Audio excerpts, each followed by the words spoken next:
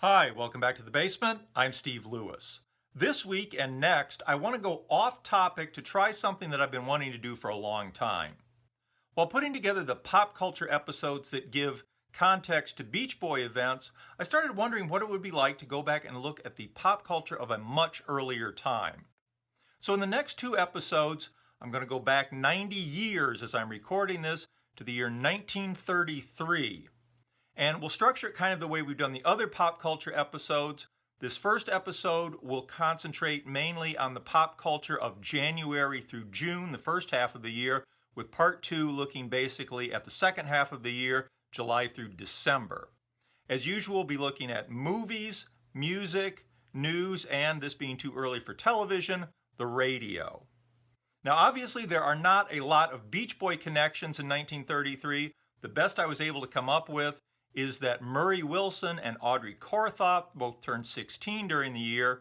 As the year began, they were sophomores at George Washington High School in Los Angeles, where they met and bonded over a mutual love of music. And I have no doubt that both of them would have been very familiar with the records we're going to talk about in these episodes.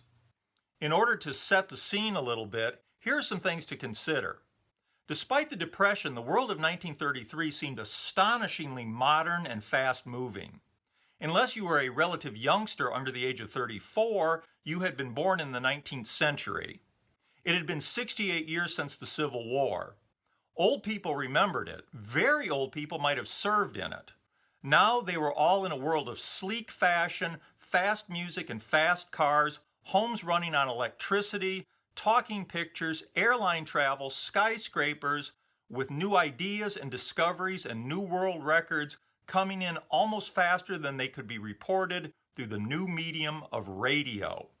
One thing 1933 definitely did not seem to the people who were there was old-fashioned. Let's come up to speed a little bit now with a look at news events in the first half of the year. On January 5th, America's only living former president, Calvin Coolidge, dies at age 60. Coolidge had served as the 30th president, assuming office on the death of Warren G. Harding in 1923, winning his own term in 1924, and leaving when current president Herbert Hoover assumed office in 1929. A quiet man with a dry wit, Coolidge was known as Silent Cal. Reputedly, a female visitor once told him that she had bet a friend that she could get him to say 3 words. Coolidge told her, "You lose." On February 25th, we nearly lost the president-elect when an assassin fired on Franklin Roosevelt during an impromptu speech given from the back of a car in Miami, Florida. The gunman missed Roosevelt, hitting 5 others, including Chicago Mayor Anton Schermack, who died of his wounds 19 days later. On March 4th, following a landslide victory over incumbent President Herbert Hoover in November, Franklin D. Roosevelt was sworn in as the 32nd President of the United States. Hoover had carried only 6 of the 48 states, mostly small states and all in the Northeast. The Depression was at its worst. A quarter of the workforce was unemployed, and farmers were in deep trouble as prices had fallen by 60%. Industrial production had fallen by more than half since 1929. In a country with a population of 125 million, 2 million people were homeless. In his inaugural address, Roosevelt asserts his firm belief that the only thing we have to fear is fear itself. Nameless, unreasoning, unjustified terror which paralyzes needed efforts to convert retreat into advance.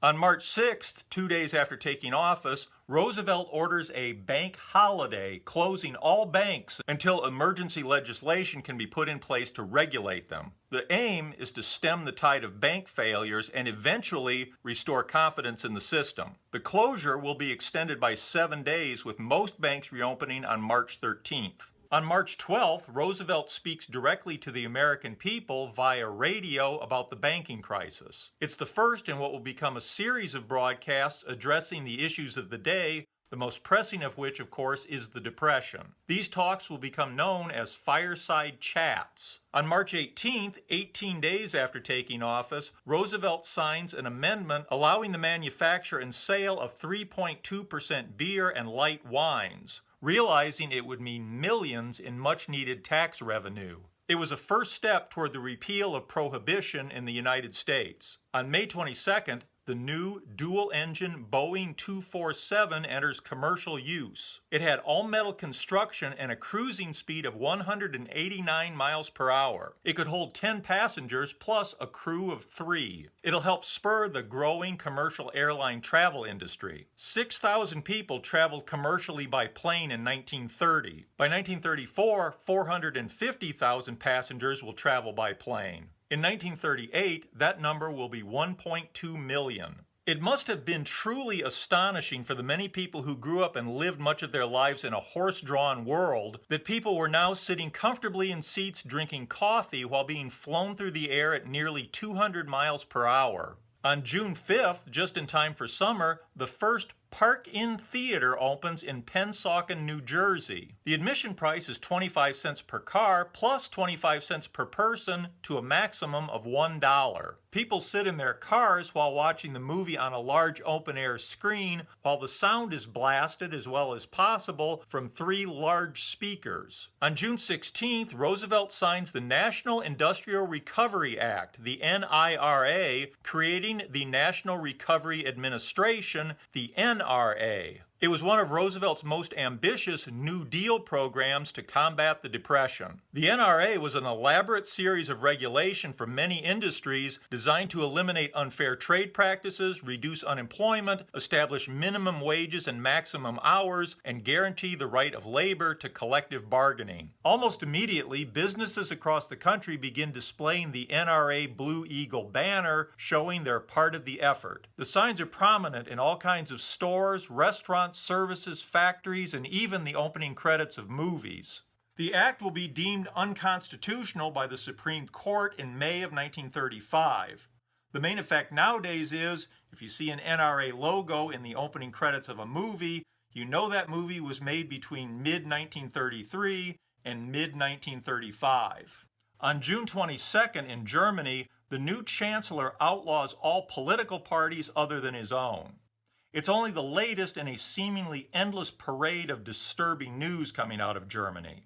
Since coming to power in January, the new chancellor and his cabinet have assumed dictatorial powers, filled the jails with the political opposition, opened concentration camps to hold the overflow, overseen book burnings, and systematically harassed and persecuted those they consider to be un-German. Of course, as we now know, the news from Germany will only get worse and more disturbing as the year and the decade go on. Back in the USA, in spite of the Depression, the entertainment industry was humming along, providing a much-needed escape from the bleak news of the day. The average cost of a movie ticket in 1933 was 23 cents.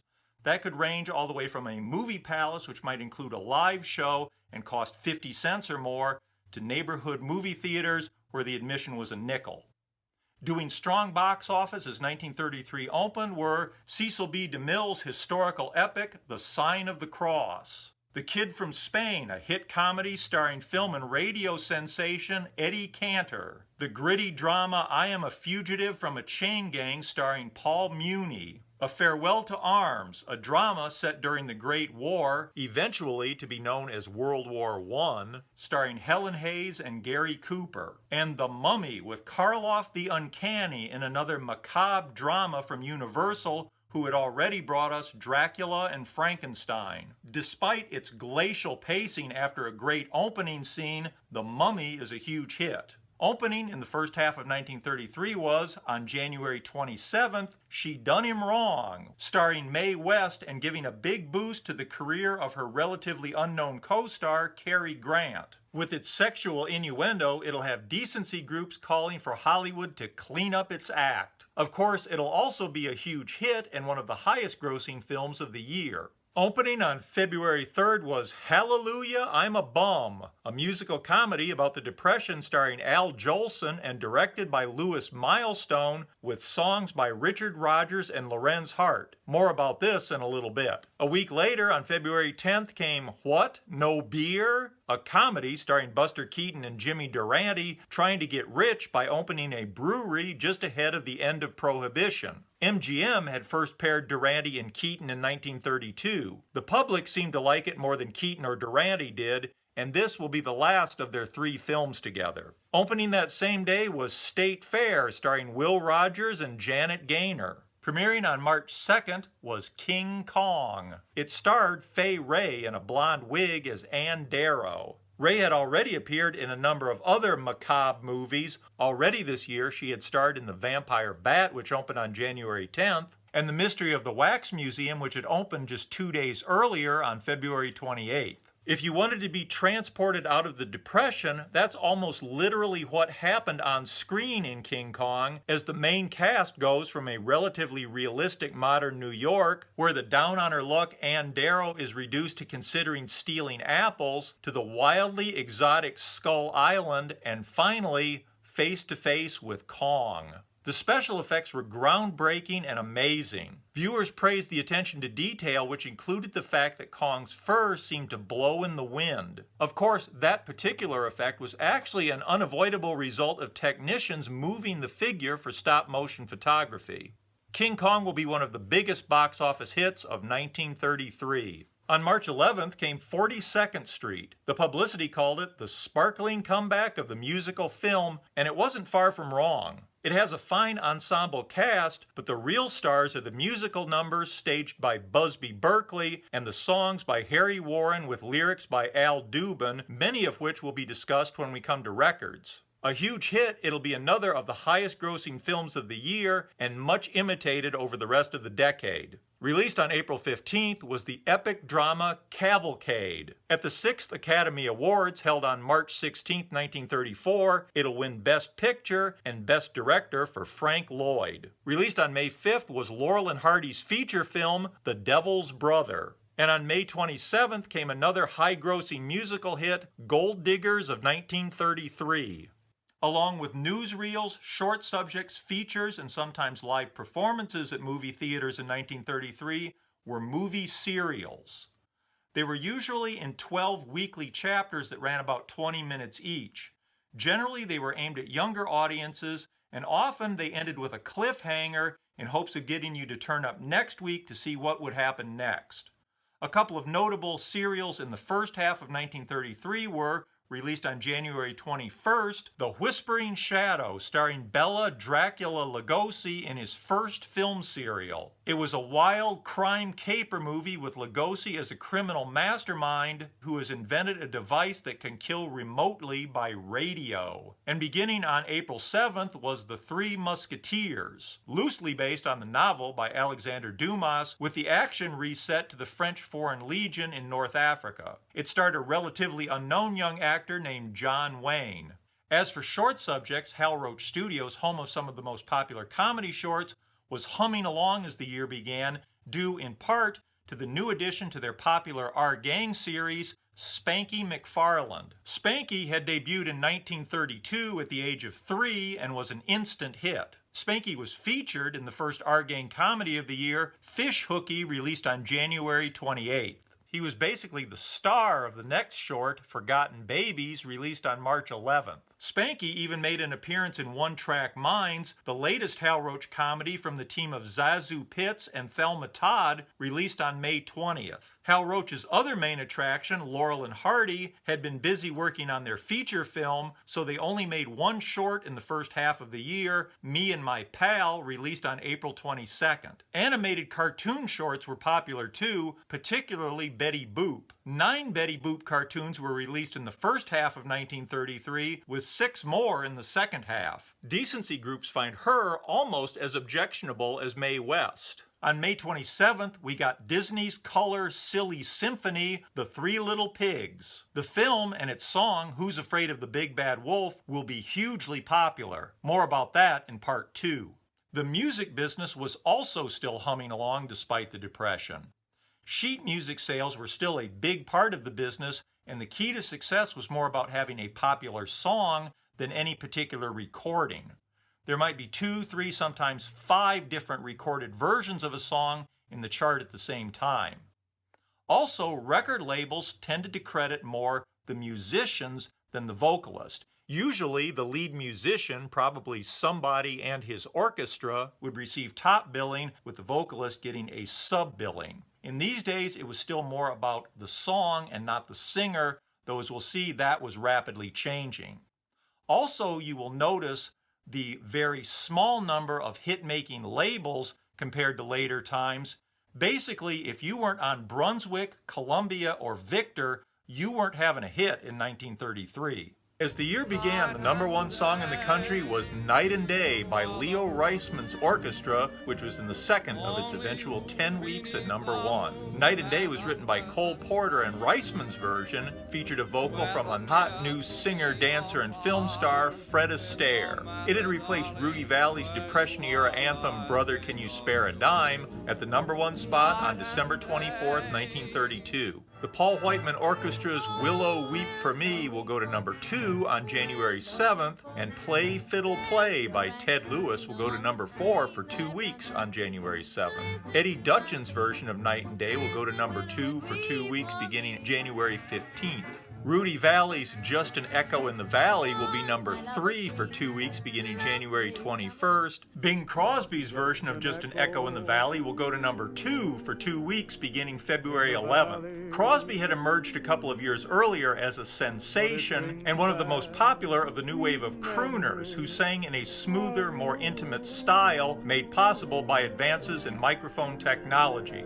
Crosby was a heartthrob in the early 30s and will have hits consistently through the mid-40s. Ultimately, he'll be the biggest recording star of the 1930s and the 1940s. We'll be hearing much more about him in 1933. The Moon Song by Wayne King went to #3 for 3 weeks beginning February 18th, and You're Getting to Be a Habit with Me by the Guy Lombardo Orchestra with Bing Crosby will be the first of many major hits from the new musical film 42nd Street. It'll go to #1 for 4 weeks beginning March 4th. The B-side of You're Getting to Be a Habit with Me, Young and Healthy by Bing Crosby, will go to #2 on March 18th. It was also a song from 42nd Street. And Don Bester's version of the title song from the hit movie 42nd Street will go to #1 for 3 weeks beginning April 1st. Farewell to Arms by the Paul Whiteman Orchestra will go to #4 on April 1st. Stormy Weather by the Leo Reisman Orchestra will hit #1 for 8 weeks beginning April 22nd. It's one of the year's biggest songs and almost certainly the biggest song of the first half of 1933. It was written by Harold Arlen and Ted Kohler. Many saw it as a comment on the Depression. That may be true, but with the Depression so inescapable in 1933, almost everything seemed like, and probably was, some kind of comment on the Depression. Don Bester's version of Shuffle Off to Buffalo, yet another song from 42nd Street, will hit #2 on April 29th. Lover by the Paul Whiteman Orchestra will go to #3 for 2 weeks beginning May 6th, and Guy Lombardo's version of Stormy Weather will go to #2 for 4 weeks beginning May 20th. The Hotel Commodore Orchestra's Hold Me will go to #3 for 2 weeks beginning May 20th, and Duke Ellington's version of Stormy Weather will go to #4 for 4 weeks beginning June 3rd. On June 17th, Ethel Waters' version of Stormy Weather, subtitled Keeps Rainin' All the Time, will go to #1 for 3 weeks. It was Ethel Waters who first sang the song, performing it at the Cotton Club in Harlem earlier in the year. The Cotton Club show will go on tour that year with a program titled The Cotton Club Parade of 1933. The song will prove so popular that it will eventually be retitled The Stormy Weather Review. And that's where we'll have to leave it for this time, as I feared we've run a little bit long. I wanted to get to radio this time, but I think it makes more sense now to just roll it all into part 2. Hope you enjoyed this. If you remember those days, first of all, congratulations. And secondly, I'd love to hear how close I got to capturing the essence of the times. For the rest of us, I'd love to hear your comments on this. Please hit like and subscribe. I really hope you will join me next time for part 2, the conclusion of the year 1933. Meanwhile, have a great week. Thanks for watching. Bye.